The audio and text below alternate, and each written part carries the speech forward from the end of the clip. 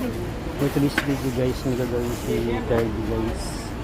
Itong Suzuki Riviera Ipay 115. I-rewiring to guys. Kala ko may kabit na, hindi pala 150. Hinahanap ko yung clutch. Hindi ko na pala. 115 na.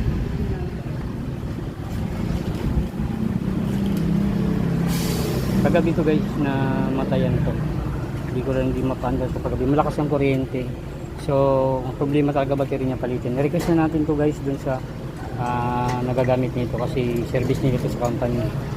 So, ito, i-rewiring muna ni Kirby guys.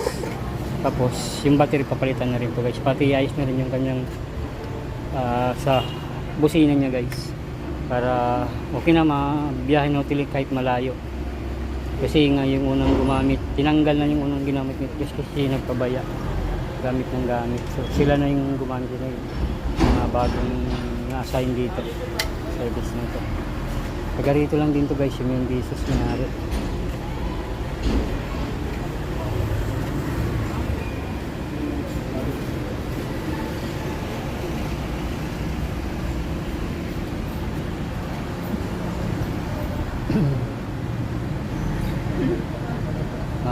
Isang araw kasi ito guys, pinalitan ko ito na ng ng sprocket sheet na yun guys. Ako yung gumawa na mismo. Muulan ginagawa to guys. Dahil yung bagyo kasi na 2 araw, ako pa rin gumawa nito. Walang pumasok na tauhan guys. Lakas ng ulan, ako lang gumawa. Nagkaputi lang ako guys kasi na kailangan magamit yun ng mayari. Kailangan din naman ako ng hapon dahil lakas ng ulan, hangin. Kaya ito guys, paparihan na. Papayos na lahat yung sa wiring niya. Para kahit bumiyahe na sila ng malayo, gagamit ko guys. Pumayag na yung mayari na rewind saka bagong battery.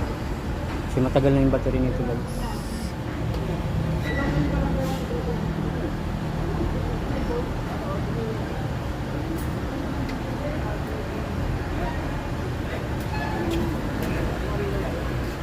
Ganda pa naman ito. Mga ano lang to guys, palit ko ng headlight.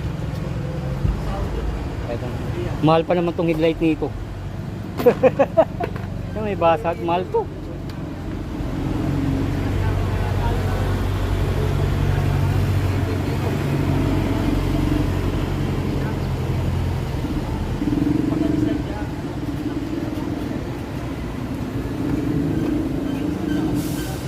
Mamaya to guys, maayos na to. Mababiyahin na to pag natapos gawa ng Kirby.